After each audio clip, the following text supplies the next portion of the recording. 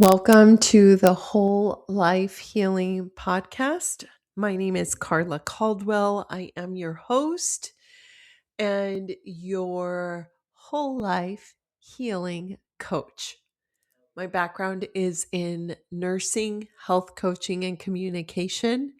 And I'm really excited today because we're going to talk about how do we balance medical advice, science, and our own intuition, our own self assessment, because that provides the best solution of all.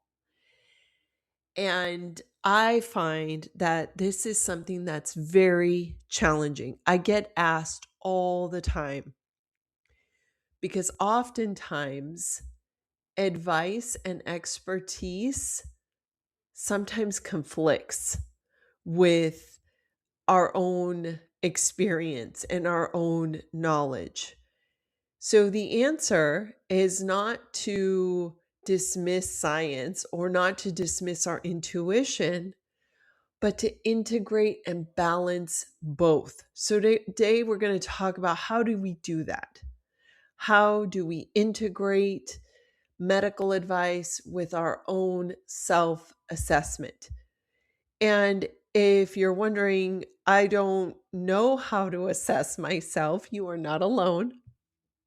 This is a skill that most of us do not learn, and it is a critical skill. This is foundational to the work that I do with supporting people to prevent the bulk of disease and to experience whole life healing. So we're going to talk about how to self-assess and how to integrate.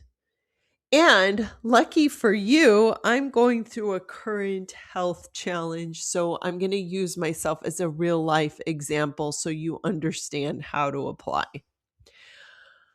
Why is this so complicated? We are constantly bombarded with messaging through social media, through television, books we read, advice. There's just so much coming at us about easy fixes and answers. And a lot of times, even though some of the answers are science backed, they are a solution for the whole, not for the individual. So they work most of the time. Why they might not be working for you in particular is because you are unique. And so it's important to learn how to take that advice and tailor it to yourself.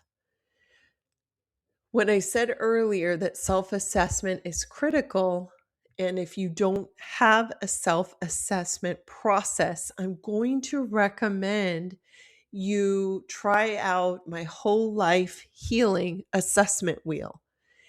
It has 8 areas that encompass our whole life so that we can assess how we're doing. And the areas include finances, personal growth, movement, nutrition, relationships, stress management, spirituality, rest, and sleep. These 8 areas of caring for ourselves comprise a whole well-being. I will add a picture in the comments so you know what I'm speaking to or what this looks like. And this self-assessment, in the middle of the assessment is you. You are the expert of you. You are at the center of your health. And so is what matters most to you. This is a really important part of this assessment because when you start to think about changes you want to make for your health and well-being, you're going to need motivation that lasts through ups and downs. And the best type of motivation is that which matters most to you. So this is what gets you up in the morning when you don't want to get up. This is what keeps you going even when you don't want to keep going. It's what matters most to you. Now, along with the self-assessment it's important to have a certain mindset. And that mindset includes self love. Oftentimes, when we're experiencing a challenge in our health and well being, it's very common for the critic to step in and sometimes self judgment. And neither one of those is conducive to healing. Self love, when you love and appreciate yourself, you're more likely to think of problem solving. You're more likely to engage your curiosity to understand yourself and solve the problem. Okay, so I said I'd use myself as an example because I don't know about you, but I like to see information applied. Well, I am 48 years old and I have wonderful health. Thank goodness. Recently, I've been going through a challenge.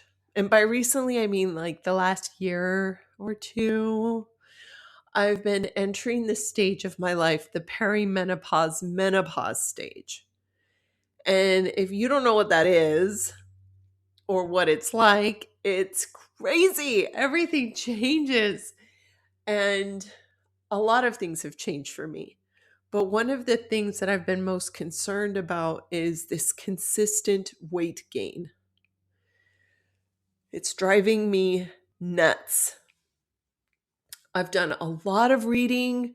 I visit my OB-GYN. I have a provider. My blood levels, blood tests are healthy. I'm like, what's the problem?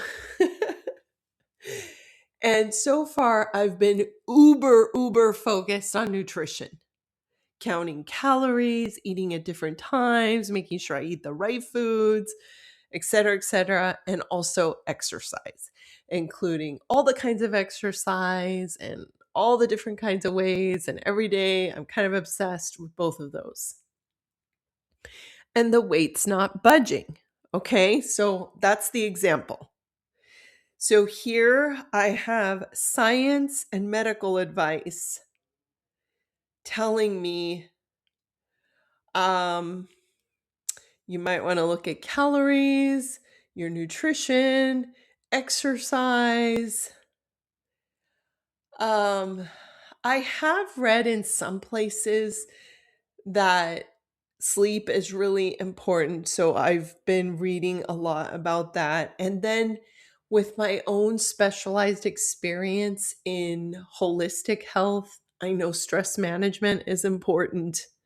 But as I mentioned earlier, I've been really focused on the exercise nutrition side. There seems to be a lot more science and information on that. Okay, so that's the story. So I used the assessment wheel and I assessed how I'm doing, the 8 areas. And what I'm looking for is the area that I'm doing least well in. 1. I emphasize 1 because it's human nature to want to fix more than one thing.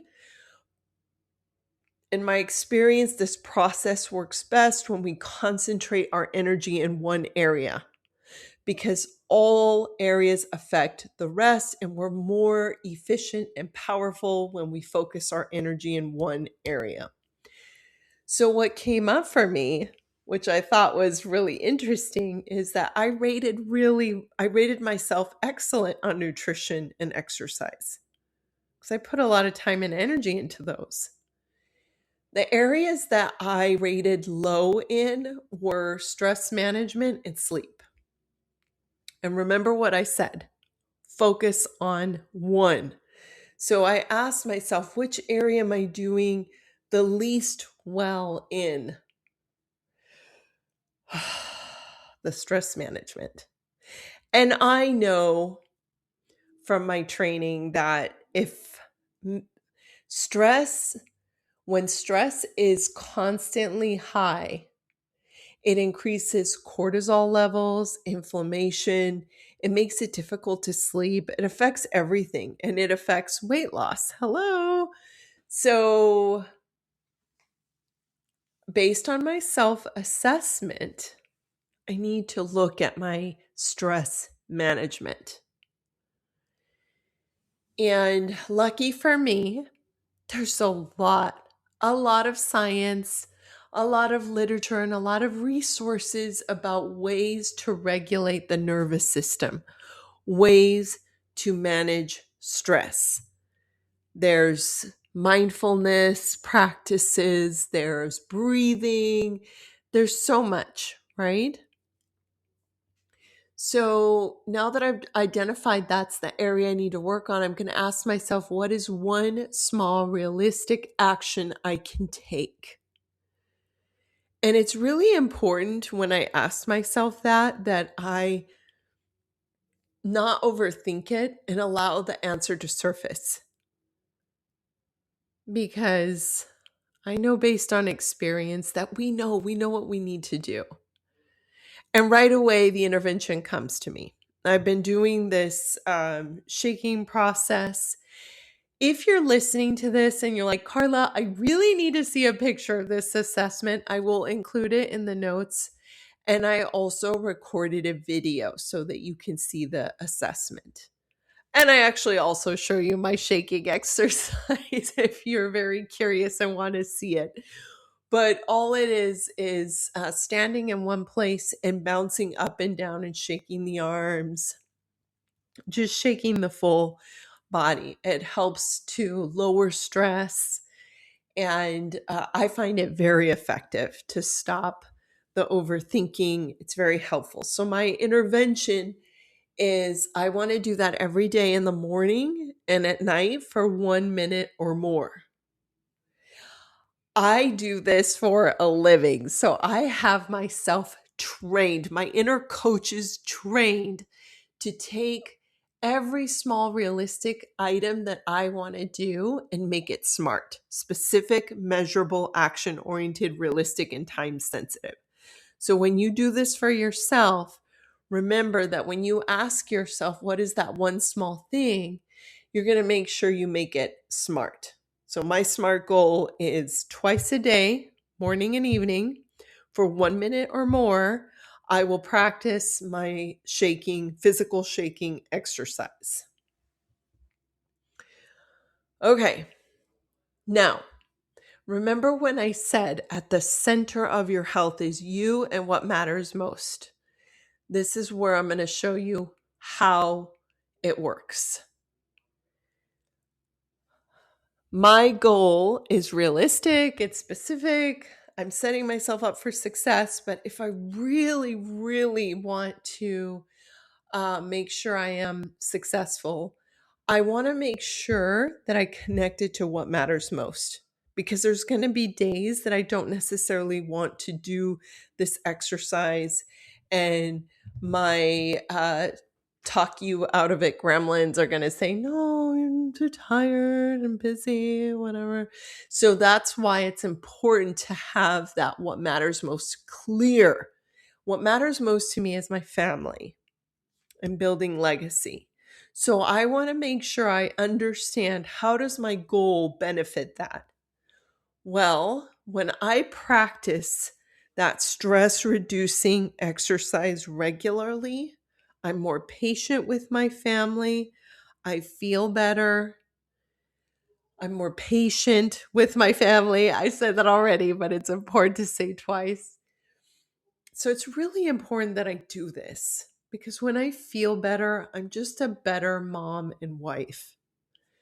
Okay, so I think I've checked all the boxes. Now, that's a live example of how it works. Let's talk about you.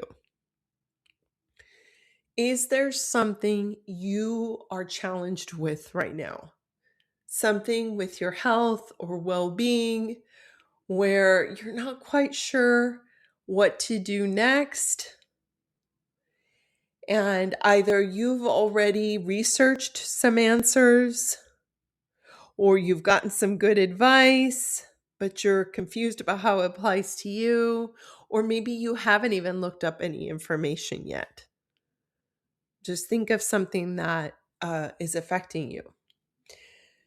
Now, I want to invite you to do a self assessment to assess the 8 areas of your whole health.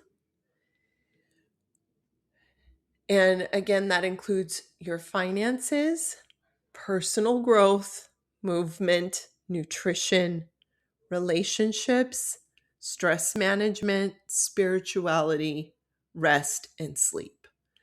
And you're going to ask yourself, which area am I doing the least well in? And even if you're tempted to pick more than one, trust me, focus on one. I invite you, just humor me and focus on one so that we can concentrate your energy on that one area, and it will affect the others. Trust the process. So when you pick the area you're doing least well in, you're going to ask yourself, what is one small realistic action I can take to improve in this area?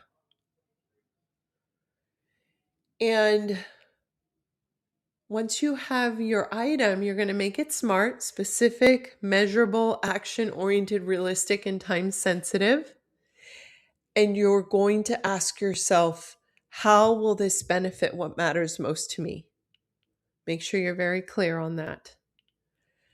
And then you're going to move forward and apply this action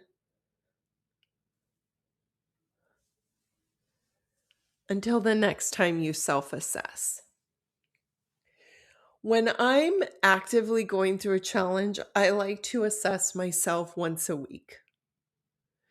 I have found that's the sweet spot. Doing it more than that, I never really find out if my action is working or not. So 1 week is good. Now, when I'm stable and everything's fine, I like to do this assessment once a month. I hope that's helpful. All right. I would love to know if this resonated. Did you find it helpful? Let me know in the comments or message me. And if you're curious about the whole life healing assessment wheel, I just perfected it. It's so beautiful. I'm so excited. Let me know if you want it, and I will send it to you. Okay, have a wonderful day. I will know that this supported your well-being if you like and share it with your network. Thank you. Have a great day.